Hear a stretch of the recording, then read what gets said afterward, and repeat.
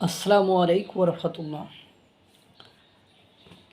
ভারতের সাহায্য সহযোগিতা, ভারতের সাথে সুসম্পর্ক যে কতটা গুরুত্বপূর্ণ সেটি প্রণয় ভার্মা পেছনে ছোটা প্রণয় ভার্মার মানে ভারতের রাষ্ট্রদূত প্রণয় ভার্মার পেছনে এমপি মন্ত্রীদের ছোটাছুটি দেখে অনেকটাই পরিষ্কার হয়ে গিয়েছে।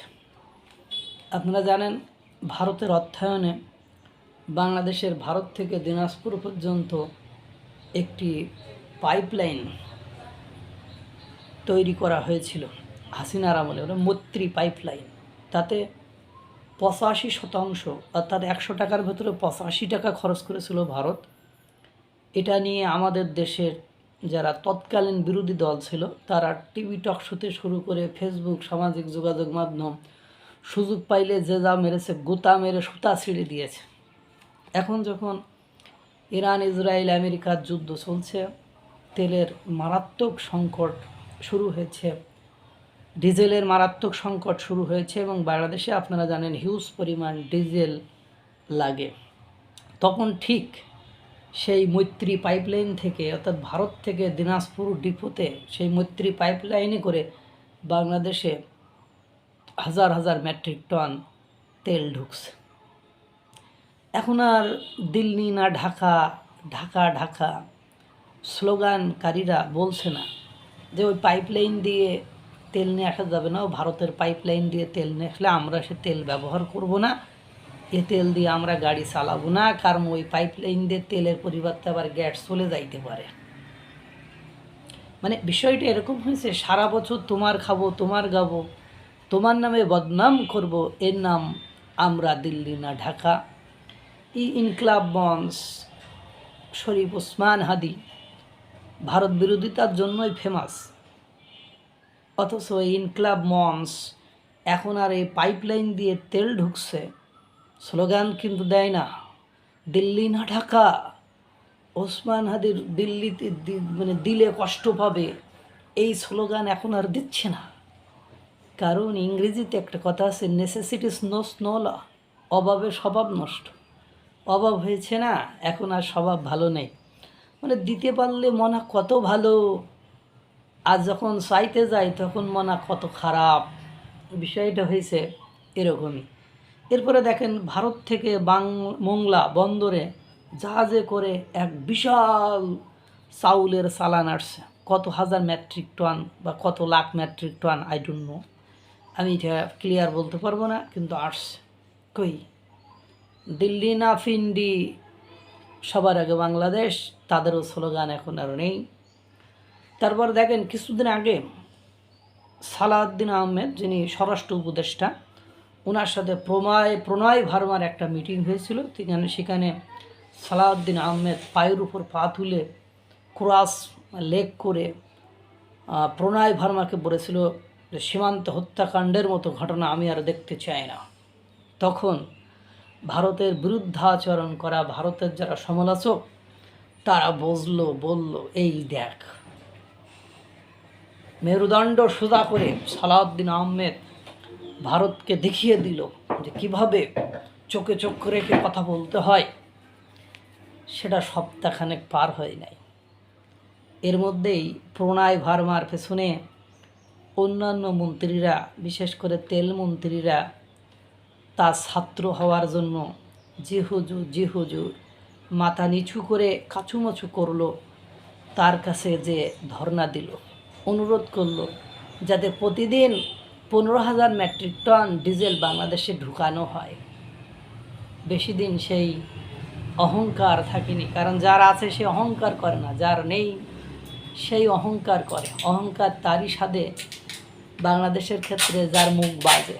গোড়াকেরমির অত্যাচারে মুখ তো আর বন্ধ রাখা যায় না, গোড়াকেরমি পেছনে কুটুর কুটুর করতে থাকে, ঘিজির করতে থাকে, চাকুপাকু করতে থাকে, আর এদিকে আমাদের ভারত বিরোধিতায় মুখ বাঁচতে থাকে। এরপর প্রণয় ভার্মা বাংলাদেশের যিনি পররাষ্ট্র উপদেষ্টা ডক্টর খলিলুর রহমানকে ছোটো ভাইয়ের মতো পিঠ চাপড়ে বলেন, ভালো থাকো, ভালো কাজ করো, সুখে থাকো, শান্তিতে থাকো, দেশের জন্য কাজ করো, ছোট ভাইয়ের মতো। তাকে। তাহলে এই যে আওয়ামী লীগের বিরুদ্ধে অব্যাহত প্রচার, ভারত বিরোধী প্রচার, সেটার ফলাফল কী দাঁড়ালো বলেন তো? বরং আওয়ামী লীগ সময়টাতে যে ট্রানজিট সুবিধা ছিল, আওয়ামী লীগের সময়টাতে ভারতের বাজারে আমাদের যে শুল্কমুক্ত সুবিধা ছিল, ভারতের অনেকগুলো পোর্ট বন্দর, সমুদ্র বন্দর, নদী বন্দর, বিমানবন্দর আমরা ব্যবহার করতে পারতাম আমাদের আমদানিকৃত পণ্যের জন্য এবং রপ্তানিকৃত পণ্যের ট্রান্সশিপমেন্টের জন্য। সুযোগটা গত 17 মাসে উঠে যাওয়ার কারণে গত 17 মাসে অন্তত পক্ষে 17,000 কোটি টাকা আমাদের ক্ষতির সম্মুখীন হতে হয়েছে। 17,000 কোটি টাকা আমাদের লস হয়েছে। 17,000 কোটি টাকা আমাদেরকে ঋণ হতে হয়েছে। চাল, আটা, ময়দার চেয়ে দ্রুত এই সুযোগ সুবিধাটা ফিরিয়ে আনাটা আমাদের দেশ ও জাতির জন্য কল্যাণকর। এই বক্তব্যটুকু অবশ্য আমাদের গোলাম মাওলা রনি ভাই দিয়েছেন। ভারতীয় ট্রেন আবার বাংলাদেশে আসবে, বাংলাদেশ ট্রেন আবার ভারতে যাবে। বুড়িগঙ্গা দিয়ে সেই ভারতের যে কলকাতা থেকে স্টিমার আসবে, আর ভারতের যে কার্গো প্লেনগুলো এয়ারপোর্টে আসবে, তখন এই যে আমাদের ইনকলাব মঞ্চ আছেন, এখন যারা সংসদে বিরোধী দল আছেন, কাশ্মীর মানে তারা তখন কি বলবেন?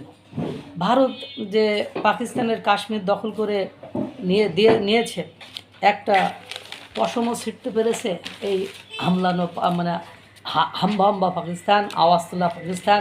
বলেন কাশ্মীরকে কে দখল করে নিয়েছে? ভারত দখল করে নিয়েছে। কার কাছ থেকে দখল করে নিয়েছে? পাকিস্তানের কাছ থেকে দখল করে নিয়েছে। পাকিস্তান কী ছিঁড়ছে? ভারতের কী ছিঁড়ছে? ভারত যদি চাইতো বাংলাদেশকে দখল করা তাদের কোনো ব্যাপার, 1971 সালে ভারত সান যদি বুঝে নিত, চোখ বুঝে বাংলাদেশকে নিয়ে যেতে পারত।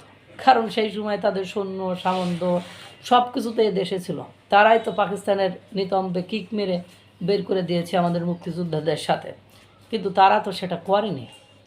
সেটা ভারত 52 সালে করতে পারতো, 54-তে করতে পারতো, 56-তে করতে পারতো, 58-তে করতে পারতো, 62-তে করতে পারতো, 70-এ করতে পারতো, 71-এ করতে পারতো। 1975 সালের 15ই আগস্ট ভোরবেলা বঙ্গবন্ধু শেখ মুজিবুর রহমানের মৃত্যুর পরেও তো করতে পারতো। বঙ্গবন্ধু শেখ মুজিবুর রহমানের যে হত্যাকাণ্ড করেছিল তারপরেও তো করতে পারতো, করে নাই। কারণ ভারত বাংলাদেশকে তাদের সাথে নিতে চায় না, বা সেই ইন্টেনশন তাদের নেই। এটা আমার কথা নয়, গোলাম মাওলা রনি ভাইয়ের কথা। যাই হোক, যেটা আপনাদেরকে বোঝাতে চাইছে বা চাইলাম, যে দেখেন ভারতের দাপট ভৌগোলিক কারণে, জিওপলিটিক্সের কারণে আপনার উপরে থাকবে। আপনি শত সহস্র চেষ্টা করেও এটা থেকে মুক্ত হতে পারবেন না। এরই ভেতরে থেকে তার সাথে আপনার সুসম্পর্ক, সৌহার্দ্যপূর্ণ সম্পর্ক তৈরি করতে হবে।